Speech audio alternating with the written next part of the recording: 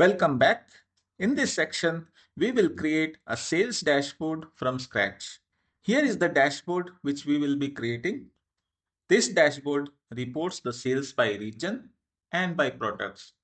We have 4 regions: Central, East, South, and West, and 3 types of product categories: furniture, office supplies, and technology. So when we change the selection from South to Central and from technology to furniture, this dashboard updates automatically and shows the sales, the profits, and the average shipping cost for the selected region and the product.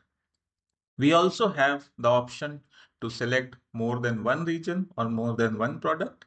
So if we click over here and then select 2 regions, this has selected the Central and East region and the product is furniture. So it shows the sales and profit for the selected regions and product. Similarly, we can also select more than one product. So if we want to select all the 3 products, we have the option to do so. And now the dashboard gets updated automatically. Below, we have 2 charts. The first chart shows the total sales and the profit margins on a year-on-year basis.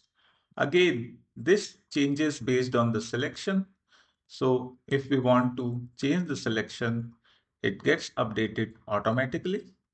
And on the right, we have the revenues for top 5 customers. These charts are linked to the slices above.